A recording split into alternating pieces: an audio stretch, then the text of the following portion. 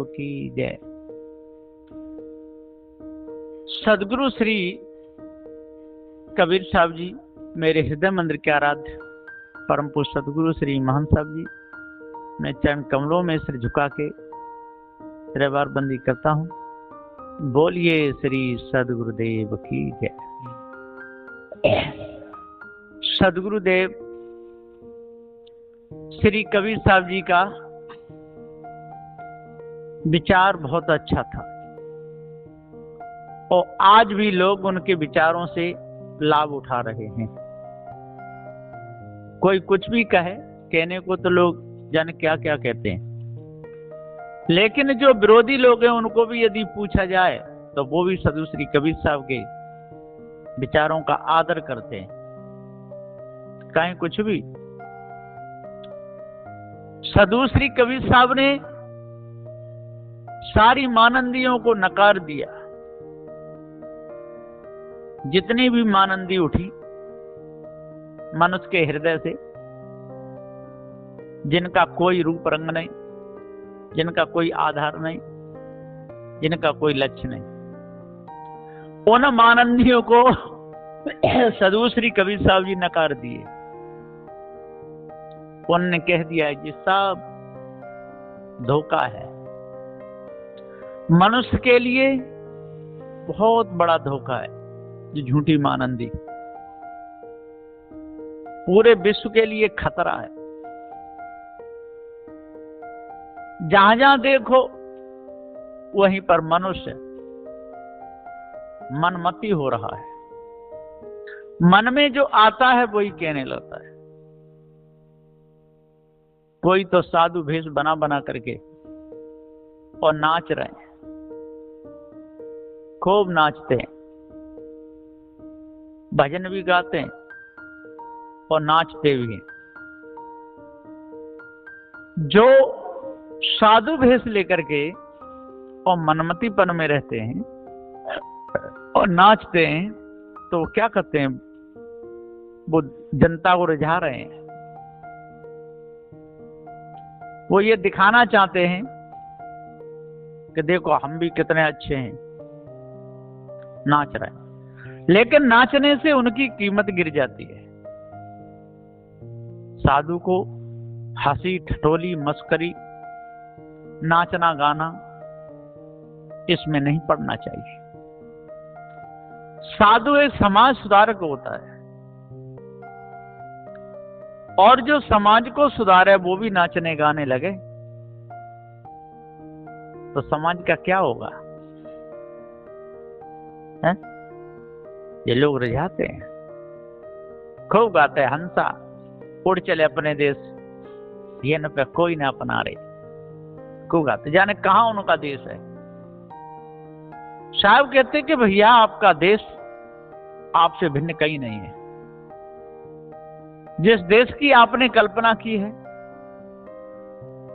वो आपकी भूल है, जिस देव की आपने कल्पना की है वो आपकी भूल है। सब देवों का देव, श्रेष्ठ देव, अजर अमर अखंड नित्य स्वयं स्वरूप, ये अविनाशी चेतन जीव है। कहां खोजते हो, कहां जाते हो? दूसरों को दुख देकर सुख चाहते हो?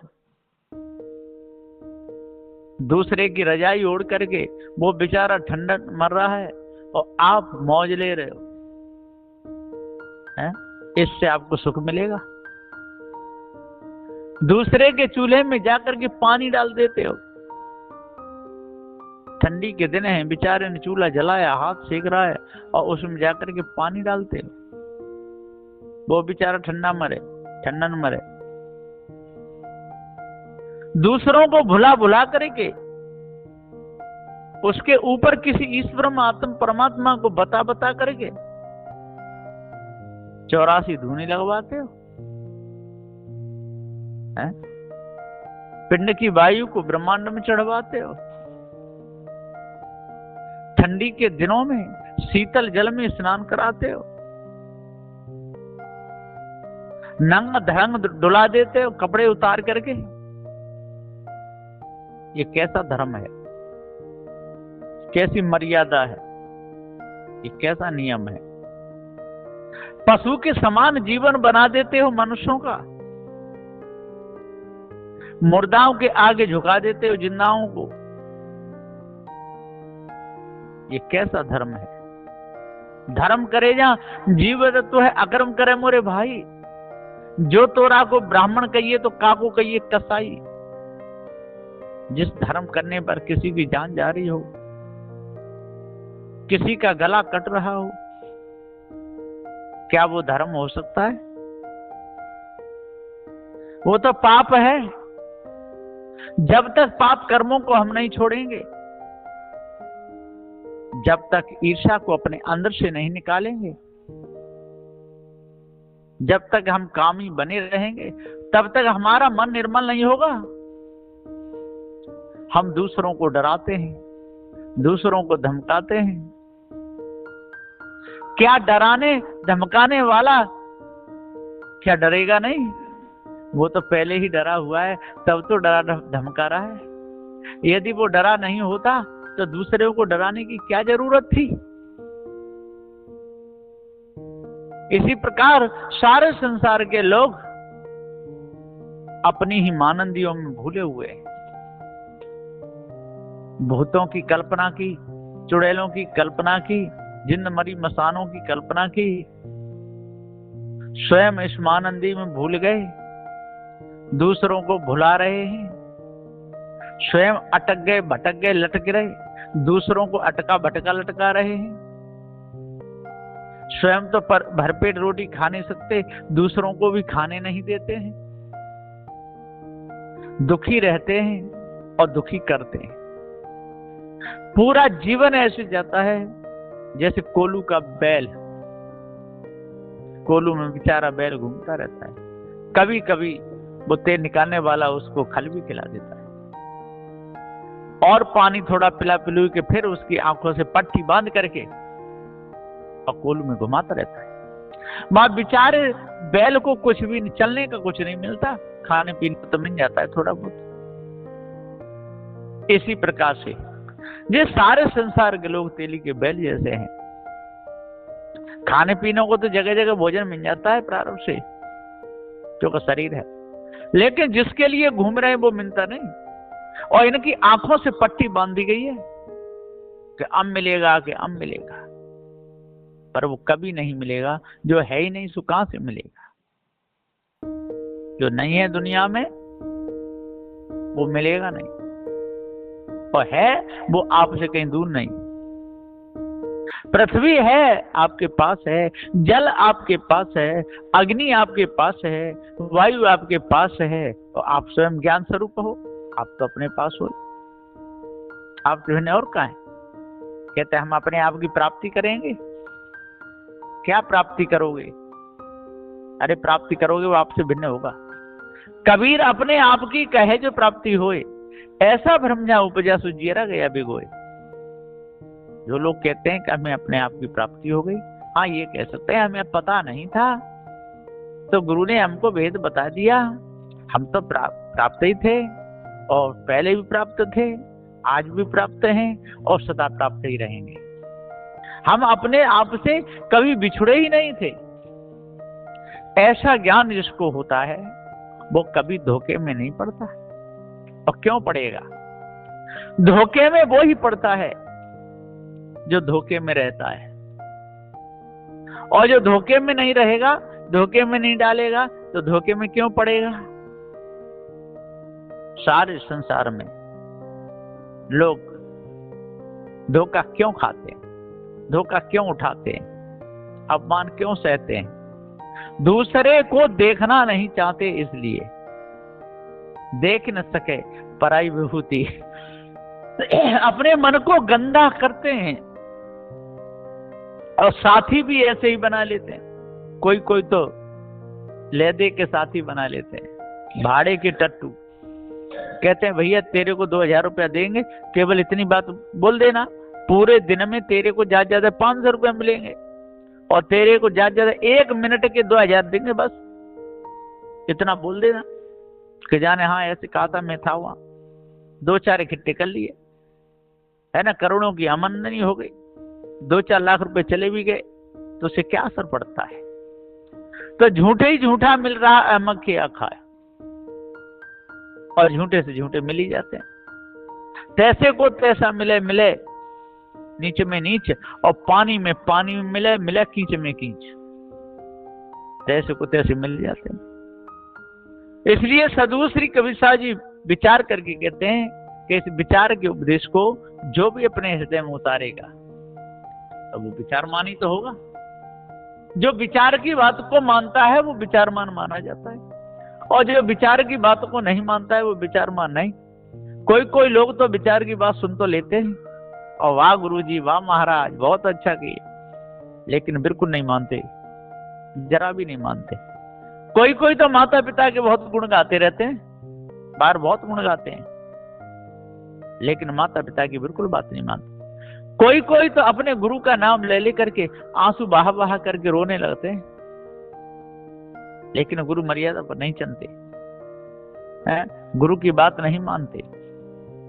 सत्य विचारशील दया धैर्य विवेक मेरा गुरु भक्ति को धारण नहीं करते, और बोलते समय ऐसा मालूम पड़ता है कि इनसे बड़ा गुरु भक्त सारे संसार में कोई नहीं होगा।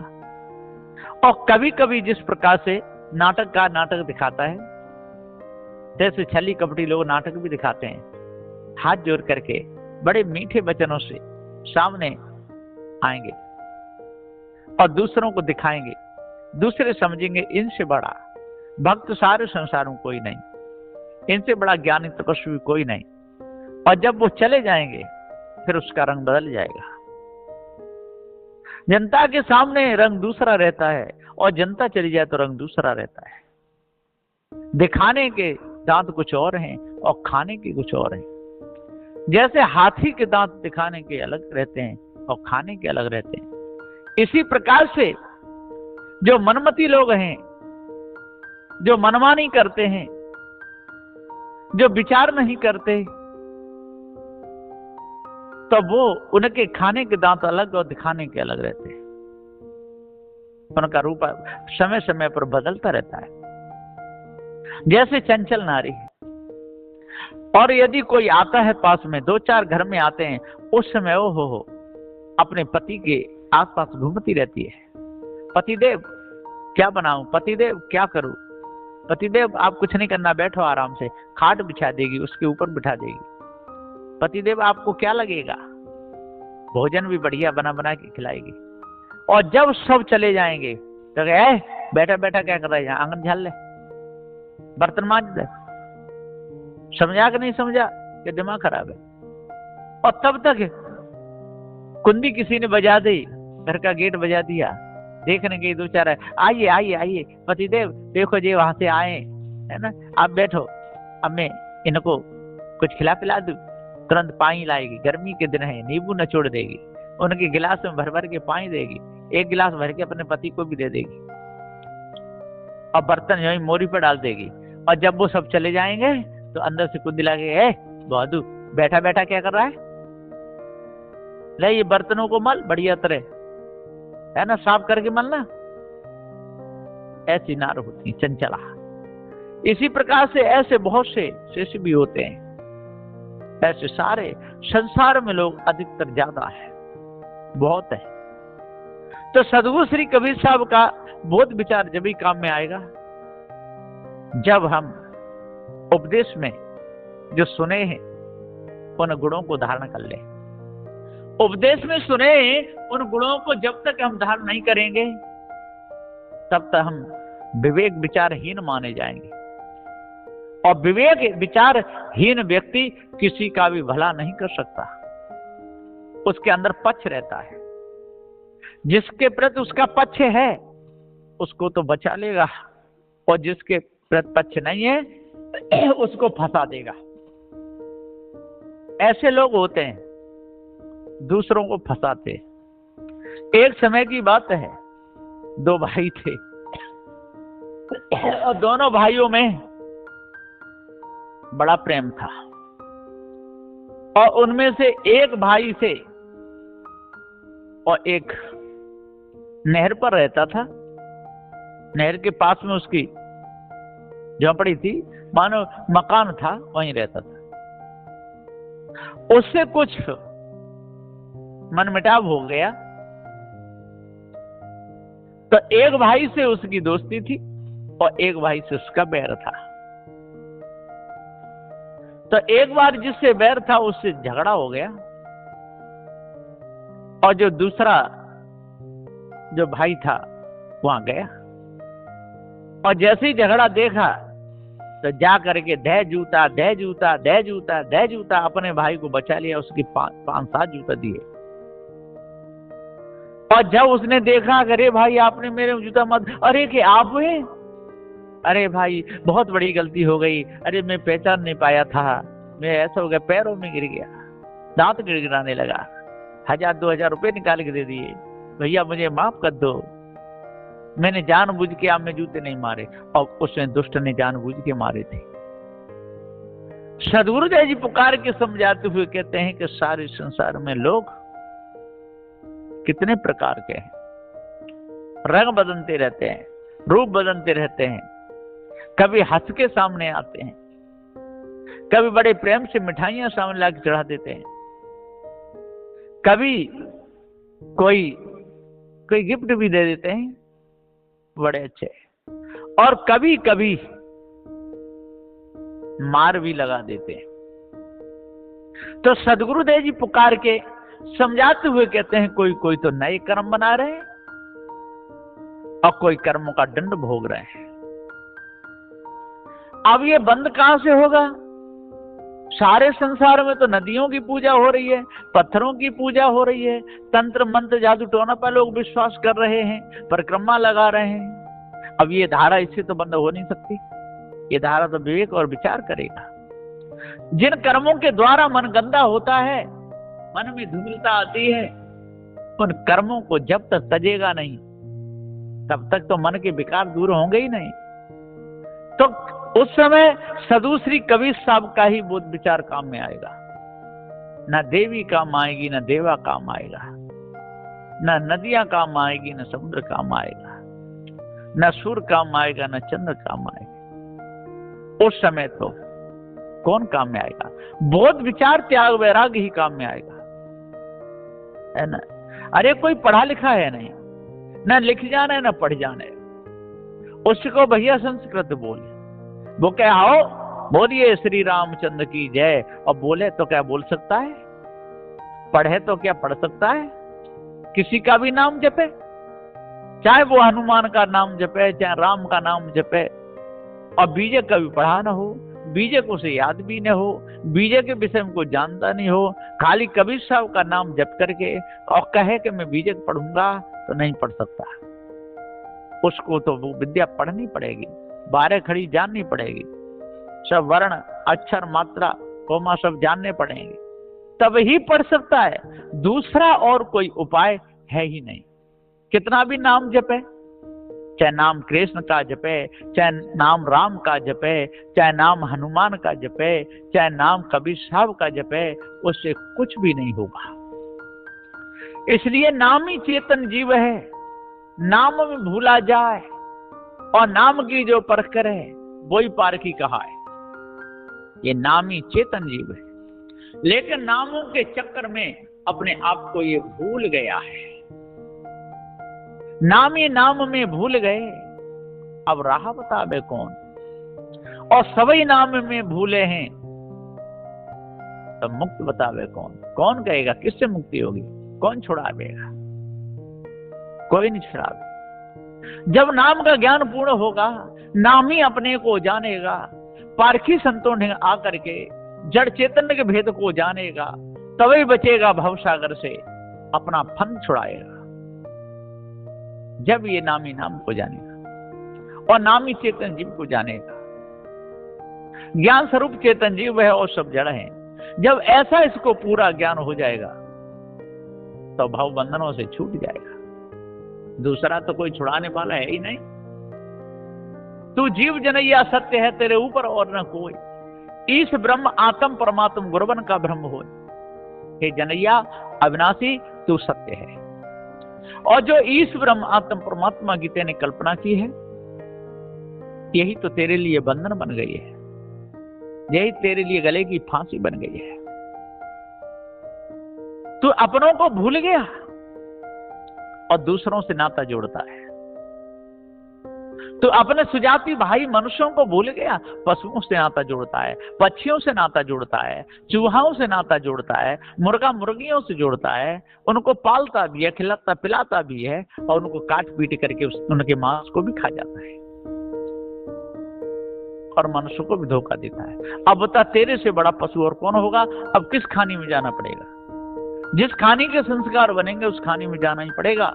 इसलिए आज पार की सदगुरुदेव की शरण में लग करके कर्म बंधन को बढ़िया तरह समझ करके, विषय बंधनों को, भरम बंधनों को, ममता आसक्ति को त्याग करके, जब तू न्यारा होगा पार की संतों के उपदेश को सुन करके, जब तेरे अंदर निर्मलता आएगी, बुद्ध विचार में तू आएगा, विवेक तेरा जगेगा, तभी वह बंधनों से बच सकता है। और कोई सारे संसार में उपाय है ही नहीं। इसलिए अपने आप को जानो, भ्रम को मिटाओ, पार की सदगुरुदेव की शरण में लगो और सदग्रंथ बीजक को पढ़ो, तब हृदय की कालमा दूर होगी। बोलिए श्री सदगुरुदेव की।